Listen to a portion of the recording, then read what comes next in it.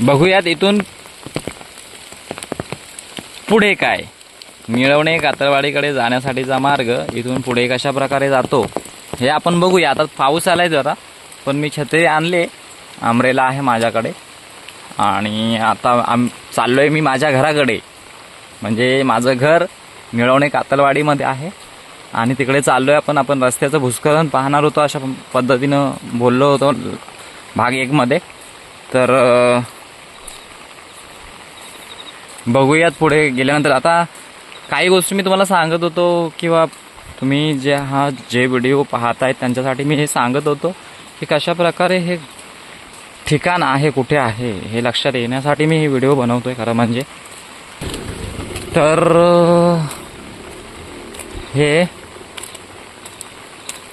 पुढे इथे एक मी शाळेत किंवा हायस्कूलमध्ये किंवा प्राथमिक शाळेमध्ये जात असताना इथे एक झाड होतं आंब्याचं. या झाडावरती इतके गोड आंबे असायचे, परंतु ते पण आता तोडून टाकले. जंगलतोड खूप मोठ्या प्रमाणात झाली आणि मला असं वाटतं की जंगलतोड झाली असल्या कारणाने हे रस्त्याचं भूस्खलन किंवा जमिनीचं आरणं किंवा भेगा पडणं हा घटक आपल्याला दिसून येतो. कारण इतक्या वर्षात जर कधी अशा गोष्टी घडल्या नाही आहेत तर आत्ता कशा काय हा प्रश्न आहे. हे मानवनिर्मित जरी नैसर्गिक असलं तरी माझा अभ्यास किंवा माझा थोडा अनुभव अशाच गोष्टी सांगतो, ह्या गोष्टी मानवनिर्मित आहेत. नैसर्गिकरित्या जरी होत असल्या याला कारण मानव आहे. कारण जर आज आपण विचार केला, आता भूस्खलन होण्याची कारणं काय आहेत थोडक्यात. जर आपण जंगलतोड केली, पाऊस पडला, मुळांनी माती घट्ट पकडलेली असते बरोबर. तर जंगलतोड झाली किंवा झाडाचं झाड जर आपण तोडलं तर ती मुळं तशी माती घट्ट पकडून ठेवत नाहीत. कारण त्याच्यात तेवढं नसते शक्ती किंवा क्षमता नसते किंवा त्या पेशी नसतात की ते माती धरून ठेवेल. आणि मग ते तिथे आरणं किंवा भूस्खलन होणं थोडक्यात किंवा भेगा पडणं ह्या अशा गोष्टी दिसून येतात. हा रस्ता खूप वर्षापूर्वीच बांधला आहे. आता पाठीमागे मी परत एकदा दाखवतो तुम्हाला.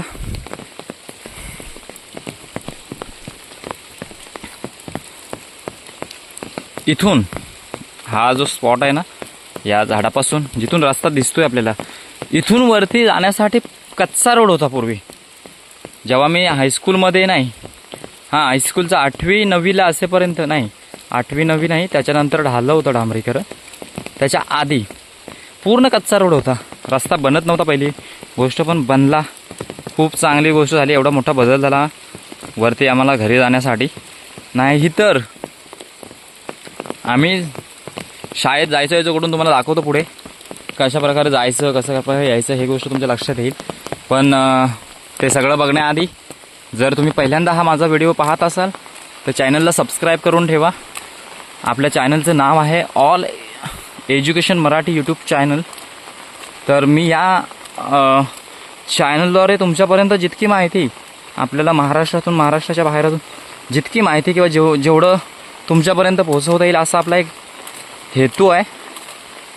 तर चॅनलला सबस्क्राईब करून ठेवा की जेणेकरून ठिकठिकाणाची माहिती तुमच्यापर्यंत पोहोचेल आणि तिथे काही अनुभवता तुम्हाला देखील येईल.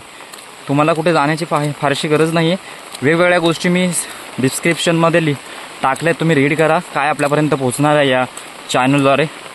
आता मी सध्या गावी आहे, तर माझं गाव पहिलं दाखवतो आहे तुम्हाला की कशा ठिकाणी मी राहत होतो. आता मी सध्या मुंबईला असतो. खूप दम लागतं खरं म्हणजे सांगायचं झालं तर. आता पहिल्यासारखी सवय नाही म्हणून या अशा गोष्टी होतात. नाही तर गेले 8 वर्ष, 8 नाही, गेले 9-10 वर्ष मी या रस्त्याने रेग्युलर पायी यायचो जायचो बसपर्यंत. कधी तर बसच्या पुढे, हायस्कूलपर्यंत तरी आम्ही बसचा प्रवास केला नाही. म्हणजे 5वी 6वी 7वी 8वी 9वी 10वी हे 6 वर्ष पायीच आम्ही केलेलं आहे. तिथून पुढचं कॉलेज, मग बस स्टॉपपासून पुढे असा इथून रस्ता होता वर जाण्यासाठी. आता तिथं रस्ताच दिसत नाही आहे. हे बघा, रस्ताच दिसत नाही आहे तिथे, पूर्ण जंगल जंगल. आता इथून गाड्या बंद असल्याकारणे ह्या सगळे दगडं वगैरे लावलेले, तर जेणेकरून कोणत्या प्रकारचं वाहनवरती जाऊ नये आणि हानी होऊ नये, तर त्यासाठी ते केलेलं आहे. पाऊस पण खूप मोठा आला आहे. मला असं वाटतं आपण फास्ट थोडं स्पीडअप करायला हवं. आलं आहे ऑलमोस्ट. आपण अजून नाही म्हटलं तरी पण एक 10 ते 15 मिनटं मी चालायला लागलो तर जास्तसुद्धा लागतील. नवीन माणसासाठी खूप जास्त लागतील. तर तुम्हाला मी भूस्खलन, आपण रस्त्याला ज्या ठिकाणी भेगा पडलेल्या आहेत, तर मला असं वाटतं प्रशासनाने, सरकारने या दुर्गम भागातील लोकांकडे पण लक्ष द्यायला हवं. कारण या अशा गोष्टी होऊन मग जीवितहानी होण्याचा जास्त बातम्या आपल्याला बघायला मिळतात. हे बघा, हा रस्ता आहे. इथून भेगा इथून सुरू झाले. याच्या अगोदरचे पाऊस आता हे आहे, आत्ता झाले मागच्या 1 महिन्याआधी. याच्या आधी वरती जाताना आपण पाहूया कशा प्रकारे हे भेग गेले. तुम्ही लक्षात घ्या. हे बघा, वाहन वरती जाऊच शकत नाही. हे बघा, हे बघा, वाहन जायचं थोडा रिस्की आहे खरं म्हणजे. इकडनं माणसांनी जाणं सुद्धा रिस्की आहे. तर लोकांनी इथून कुठेतरी आतून रस्ता बनवला आहे, पण फारसं जाणं होत नाही त्यांचं इकडे. लोक इकडनंच प्रवास करतात, तर रिस्की आहे ते सुद्धा. आता तुम्हाला मी इकडनं व्हिडिओ शूट करण्यासाठी मी खरं म्हणजे इकडनं चाललेलो आहे. तुमच्यासाठी थोडी रिस्क. तर फक्त एक लाईक करा, एक मोटिवेशन मिळतं. आणि तुमचा प्रेम ठेवलात तर आपण अनेक साऱ्या गोष्टी दाखवण्याचा प्रयत्न करू. अजून खूप ठिकाणी जायचं आहे. आत्ताच चॅनल आपण सुरू केला होता खूप आधी, परंतु काही गोष्टी मी पोहोचवत नव्हतो पर्सनल कामासाठी, बिझी असल्याकारणानं. आता आपण याच्यातच फोकस केला की लोकांपर्यंत बऱ्याचशा गोष्टी पोहोचवाव्यात.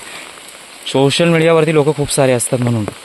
हे बघा केवढा खोल खड्डा गेला आहे, तुम्हाला दाखवतो. हे बघा, पाऊस पडतंय खरं. हे बघा, रस्त्याची दुरावस्था आणि कुठल्याही प्रशासनाचं किंवा शासनाचं लक्ष नाही या गोष्टीकडे. मतदान ज्यावेळेस येतं तेव्हा गाड्या पाठवणं आणि लोकांपर्यंत पोचणं, या अशा गोष्टी होत असतात. आता मी फारसा काही शिकलो नाही, परंतु इतकं अनुभव किंवा इतकं शिक्षण आहे की या गोष्टी मला असं वाटतात की लोकांपर्यंत पोचवणं आणि लोकांनी त्याच्यावरती आवाज करणं ही गोष्ट महत्त्वाची असेल. तर हे भूस्खलन परत बॅक साईडला आपण बघूया. जंगल नुसतं वरती जाण्यासाठी. हे बघा, पूर्ण रस्ता गेला आहे, एकही वाहन वरती येऊ शकत नाही. आणि इथून खालून रस्ता केलेला आहे वरती जाण्यासाठी. या जंगलातून पूर्ण जंगल. कुठं असं वाटतंय का तुम्हाला की कुठे असं जाण्यासाठी रस्ता आहे? नाही ना. बघूया, आपण पुढे जाऊयात. अजून 5 ते 10 मिनटं वरती घरापर्यंत जायला लागतील आपल्याला. तर तोपर्यंत तुम्ही व्हिडिओला आपल्या लाईक करा, सबस्क्राईब करून ठेवा की जेणेकरून पुढील व्हिडिओ तुमच्यापर्यंत पहिली. आणि बाजूला बेलचा एक आयकॉन असतो, त्याला प्रेस करा की तुम्हाला नोटिफिकेशन पहिल्यात आधी पोहोचेल. हा कोण येतो बघूया आपण समोरून. हे येतात प्रितेश राणीम. बघूया आपले भावी युवा असे कार्यकर्ते. तर प्रितेश राणीम गेलेत खाली. बघूया पुढचं भूस्खलन. हे बघा, आता तुम्हाला दाखवलं ते माझ्या पाठीमागे गेलं, आता इथून सुरू झालं परत. हे बघा, दिसत असेल तुम्हाला, पूर्ण रस्ताच गेला आहे. याच्यावरती सोल्युशन लवकरच मिळायला हवं, नाहीतर खूप हानी आहे. दुर्लक्ष होतं कारण प्रशासनाचं किंवा इतर शासनाचं दुर्लक्ष होतं, कारण आमचं गाव किंवा वाडी गावातील ही दुर्गम ठिकाणी आहे, खूप दुर्गम ठिकाणी आहे. की अशा ठिकाणी पूर्वी लोकंसुद्धा येत नव्हती पहिले, जे नवीन असायचे ते. आता रस्ता झाल्याकारणे खूप सारी लोकं वर चढली, बऱ्याचशा गोष्टी आम्ही दाखवल्या आणि खूप सारा बदल झाला. पण ह्या गोष्टी पुन्हा त्याच मार्गावरती चालल्या ज्या पूर्वी म्हणजे रस्ता येण्यासाठी ज्या गोष्टी होत होत्या तशा प्रकारे चाललेल्या आहे. पूर्ण जंगल आहे बघा. कोण येईल इकडे, एकटा माणूस तर नवीन कोणी येऊ शकत नाही या रस्त्याने. रस्ता बंद केलेला आहे, इथपर्यंत पूर्ण रस्त्याचं भूस्खलन झालं आहे. तर याच्याकडे लवकरच प्रशासनाने पण तुम्ही ह्या अशा गोष्टी कळवा की काय करायला हवं याच्यावरती, आणि पोचवा शासनापर्यंत, प्रशासनापर्यंत की आमच्या एक निळवणे खेड तालुकातील एक निळवणे गावामध्ये कातळवाडी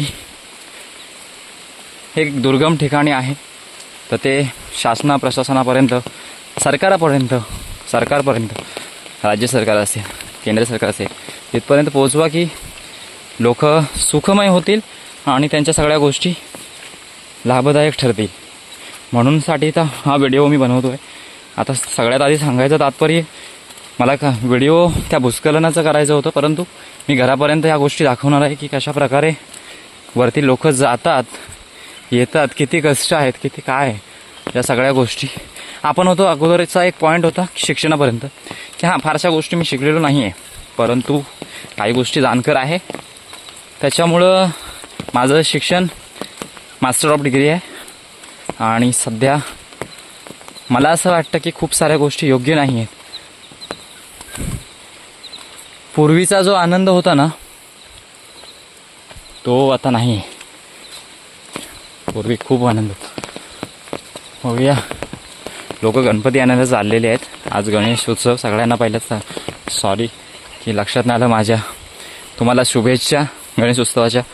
सगळ्यांनी व्यवस्थित चांगल्या प्रकारे गणेश उत्सव साजरा करावा. मीही करेल. त्यासाठी तुम्ही चॅनलला पहिले सबस्क्राईब करून घ्या. हो, तर आपण आता चढतोय माझ्या घराकडचा रस्ता, म्हणजे निळवणे कातळवाडी, तालुका खेड, जिल्हा रत्नागिरी. तर सगळे उत्साहित आहेत गणेश उत्सव साजरा करण्याच्या हिशोबाने. आता पूर्ण 8 दिवस कार्यक्रम आहेत, तुम्हाला दाखवेनच. वॉटरफॉल, हे वॉटरफॉल बघा, वॉटरफॉल.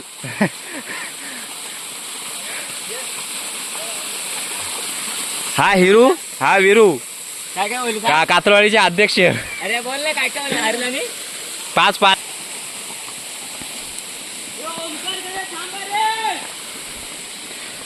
तर आलो आपण ऑलमोस्ट. जेव्हापासून व्हिडिओ शूट करतोय त्याच्या अगोदरचा व्हिडिओ म्हणजेच भाग 1 मध्ये 10 मिनिटाचा समथिंग व्हिडिओ आहे, आणि आत्ता 12 मिनिटाचा. लगभग तरी पण 20 ते 25 मिनिटात मी आलो. माझा स्पीड थोडा आहे म्हणून आलो. दुसरं कोणी असेल तर साधारणतः मी जिथून व्हिडिओ शूट केले तिथून 30 ते 45 मिनटं लागतात बस स्टॉपपासून. नवीन माणसासाठी 45 मिनटं लागणारच नवीन माणसासाठी. अशा ठिकाणी मी राहतो.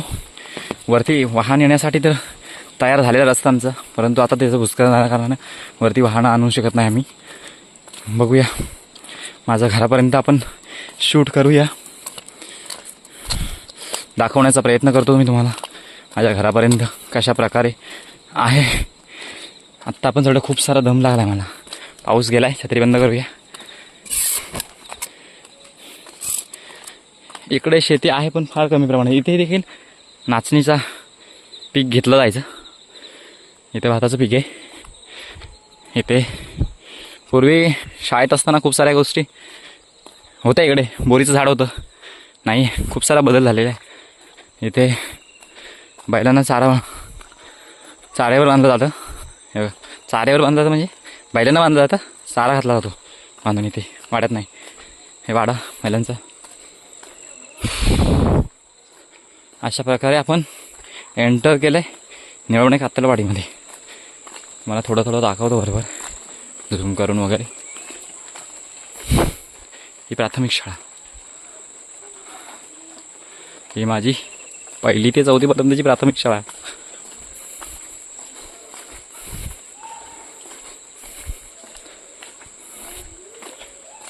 शाळेत जाण्याचा गेट, आणि समोर दिसतो प्लास्टर केलेलं तो माझं घर. अशा प्रकारे शाळा आहे. 4थीपर्यंत मी इथे शिकलो. हे माझं घर आहे.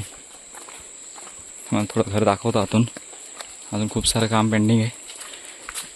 हे माझ्या काकाचं घर. सर्व पॅकिंग, प्लास्टिक टाकून पॅकिंग. ही माझी मम्मी कपडे हळद घालते. हे कोणतरी झोपलाय आहे ना मोठं. तिकडे नाही दाखवलं. हे देवरू एवढं जेवण केलेलं ना. इकडे झोपलेत. हे रूम.